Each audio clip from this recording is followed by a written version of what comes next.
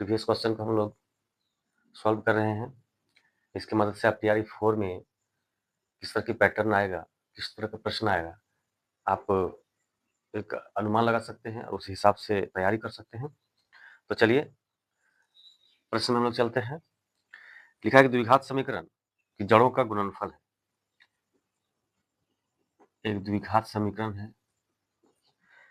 है 2x² minus plus है √3x + 6। लिखा है कि जड़ों का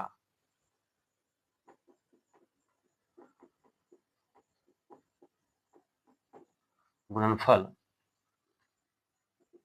क्या है। देखिए हम द्विघात समीकरण वैसे क्लास 10th में आप पढ़े होंगे। अगर नहीं पढ़े हैं तो प्लेलिस्ट में जाइए, क्लास 10th की प्लेलिस्ट में, वहाँ पर आपको द्विघात समीकरण करके चैप्टर 4 में मिलेगा और आप वहाँ से द्विघात समीकरण के बारे में डिटेल जानकारी ले सकते हैं। हम यहाँ पर कुछ जानकारी देते हुए आगे बढ़ेंगे। देखिए जड़ों का गुणनफल बोला है, जड़ों मतलब मूल। क्या पर यहाँ पर जड़ों का मतलब क्या है, मूल है। ठीक है, तो हम लोग दो चीज वहां पर पढ़े थे, या आप नहीं पढ़े तो जान लीजिए कि अगर दो जड़ अल्फा और बीटा होगा तो अल्फा प्लस बीटा यानी जड़ों का योगफल क्या होगा, -b/a। ठीक है, और अल्फा बीटा जो होता है यानी गुणनफल जो होता है वो होता है c/a। यहाँ पर a b c क्या है, a है x² का कोफिशिएंट, b है x का कोफिशिएंट और c है कांस्टेंट टर्म। ठीक है, तो चलिए हमको क्या बोला है, जड़ों का गुणनफल बोला है, तो इसमें बैठाइए। एज ए फॉर्मूला भी आप इसको याद रख सकते हैं कि जड़ों का गुणनफल जड़ों का योगफल। तो गुणनफल होता है अल्फा बीटा c/a। c मतलब अचर पद 6 और a है आपका x² का कोफिशिएंट यानी x² का गुणांक, और ये लिखिए आप 2। जब इसको डिवाइड कीजिएगा तो आपका आंसर आएगा 3। यही है आपका आंसर, और ये अगर आप टिक करना चाहते हैं तो ये ऑप्शन नंबर आपका बी हो जाता।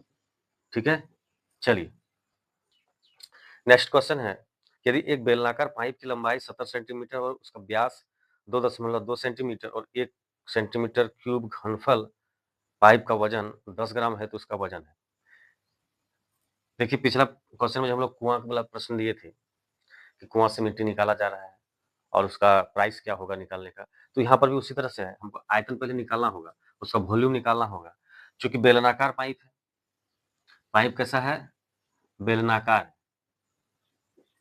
इसका हम लोग क्या निकालेंगे, आयतन। तो बेलन का आयतन का फॉर्मूला क्या होता है, πr²h। चलिए पाई कितना हो जाएगा, यहाँ पर कुछ स्पेशल उसका वैल्यू नहीं दिया क्योंकि पाई का वैल्यू हम लोग कभी 22/7 या फिर 3.14 लेते हैं। ठीक है, तो यहाँ पर सुविधाजनक होगा, जो सुविधाजनक होगा वो आप लिख सकते हैं, 22/7 को ही लीजिए। तो देखिए 22/7 आर व्यास, यहाँ डी दिया हुआ है 2.2 cm, तो आर इसका हाफ हो जाएगा। ठीक है, आर लिखिए 1.1 इंटू 1.1 और एच दिया हुआ है आपको 70। ठीक है, अगर यहाँ से आप जीरो कैंसिल, मतलब यहाँ से दशमलव हटाइएगा तो ये हो जाएगा, ये 1 0 0 कैंसिल, ये 7 7 कैंसिल। अब आ गया आपका 22 गुने 11 गुने 11/10। अब कह रहा है आपको 1 सेंटीमीटर क्यूब घनफल पाइप का वजन 10 ग्राम। ठीक है, अब यहाँ से ये तो आ गया आपका वॉल्यूम। अब कह रहा है कि 1 सेंटीमीटर क्यूब का जो वजन है वो 10 ग्राम। ठीक है, तो इतना का क्या हो जाएगा, अगर लिखिएगा कि 1 सेंटीमीटर का इतना, तो इसका आपको गुना करना होगा। तो आप इसको 22 गुने 10 गुने 11/10 था, इसको 10 से गुना कीजिएगा तो आपका जो वजन है, कुल वजन निकल जाएगा। ठीक है, कुल वजन आपका निकल जाएगा, क्योंकि 1 ग्राम का मतलब 1 घन मीटर का 10 ग्राम है, 1 का तो ज़्यादा का फिर ज़्यादा हो जाएगा, तो गुना कर दीजिए। तो यहाँ से ये कैंसिल हो जाएगा, 10 10। आप इसको गुना कीजिए 22 गुने 121, अगर इसको गुना कीजिएगा तो 22 से कम 22, 22 दूनी 44 और 2 46, 22 और 4 26, इतना ग्राम हो जाएगा आपका। ठीक है, अगर ये ऑप्शन नंबर देखना चाहिएगा तो आपका ऑप्शन हो जाएगा ए नंबर। नेक्स्ट क्वेश्चन है कि यदि एक साइकिल के पहिए का व्यास 70 सेंटीमीटर है तो 1720 चक्कर लगाने पर ये कितनी मीटर की दूरी तय करेगा? मीटर में पूछ रहा है दूरी, साइकिल का पहिए का व्यास दिया हुआ है। साइकिल का व्यास मतलब चक्के का व्यास क्या होगा? व्यास दिया, चक्का गोलाकार ही होता है। इसका व्यास आपको दिया हुआ है 70 सेंटीमीटर, यानी डी दिया हुआ है 70 सेंटीमीटर। यहाँ से आर आप निकाल के रख लीजिए, ठीक है। अब लिख रहा है कि 1720 चक्कर लगाएगा तो कितना दूरी तय करेगा। अब हम एक चक्कर पहले निकालें। एक चक्कर चलने में अगर जैसे कि यहाँ से यहाँ तक अगर इसको सीधा करेंगे, इसको यहाँ से तोड़ के सीधा करेंगे तो यही ना दूरी होगा एक चक्कर लगाने में। पहले एक चक्कर निकाल लेंगे और जितना चक्कर बोलेगा उतना से गुना कर लेंगे, तो वही मेरा कुल दूरी हो जाएगा। चलिए सबसे पहले इसका हम परिमाप निकालते हैं।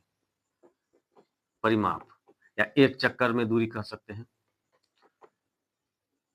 एक चक्कर में कितना दूरी होगा, यानी परिमाप बराबर ही होगा। परिमाप क्या हम लोग जानते हैं, 2 पाई आर, 2 22/7 गुने आर का मान है 35, ठीक है। अब हो गया ये एक चक्कर में इतना दूरी जाएगा, ये सीएम है, ठीक है, एक चक्कर में। तो 1700 कितना था, देख लीजिए एक बार। हाँ, 1720 चक्कर में, 1720 चक्कर में कुल दूरी 2 गुने 22/7 गुने 35 गुने 1720, ये आपका कट जाएगा, ठीक है। ये देखिए 5 गुना 10,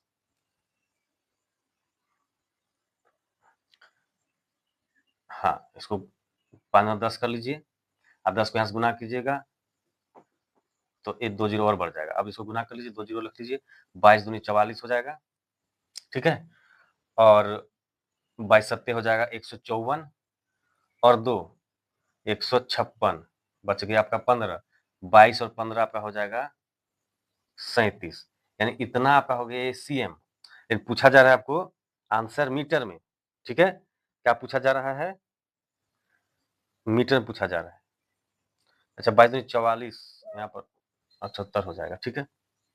तब जाके आपका आंसर मिलेगा।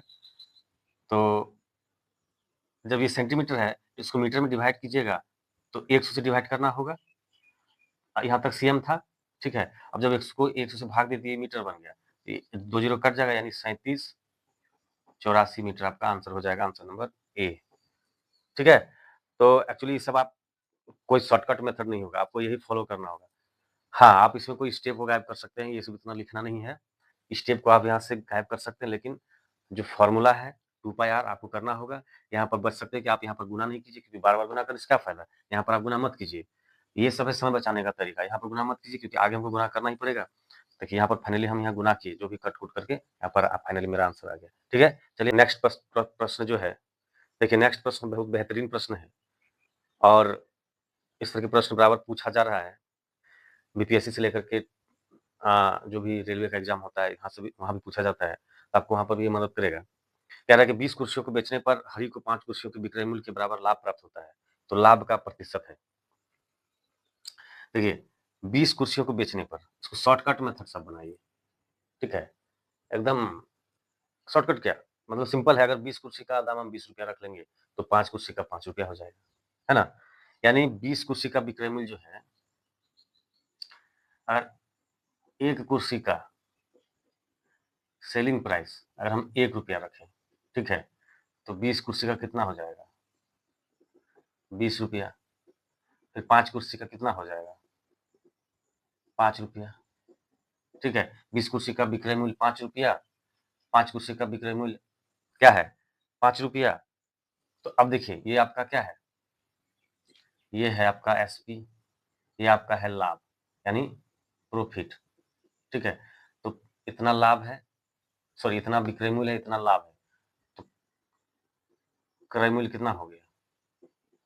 या कॉस्ट प्राइस कितना हो गया? 20 माइनस 5 यानी 15, तो लाभ प्रतिशत कितना हो गया?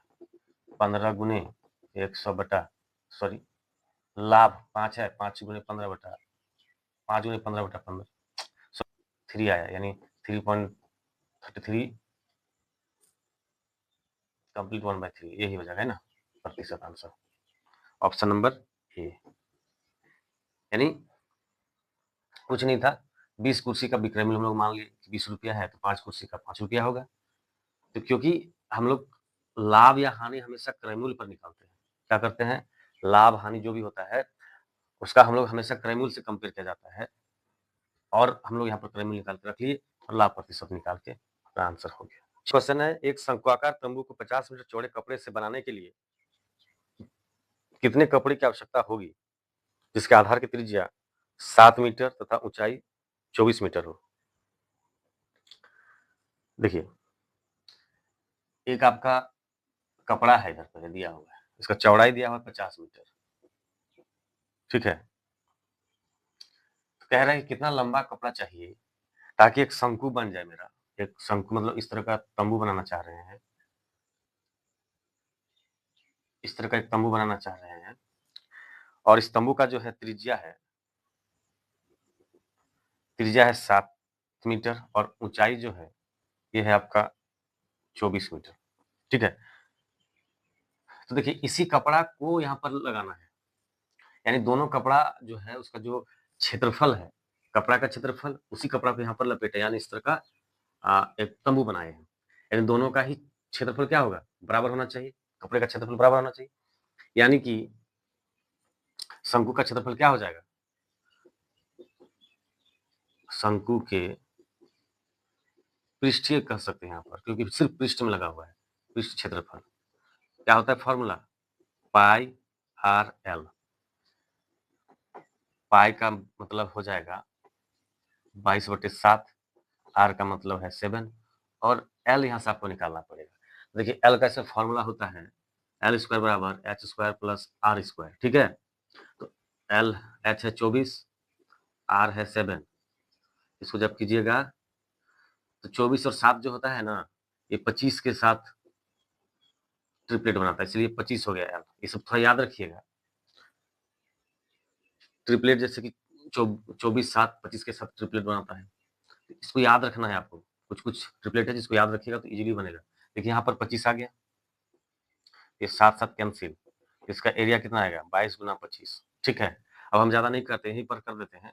अब देखिए, ये जो क्षेत्रफल है, यही क्षेत्रफल है 50 गुने, अगर इसकी लंबाई को एल मान लिया जाए, अगर इसको एल मान लेंगे तो लंबाई गुनी चौड़ाई होता है आयत का क्षेत्रफल। तो यहाँ से एल का वैल्यू जो आपका आएगा निकल करके 25/50, तो ये 2 यहाँ से 11, यानी 11 मीटर आपका उस कपड़े की लंबाई आपका आ जाएगा।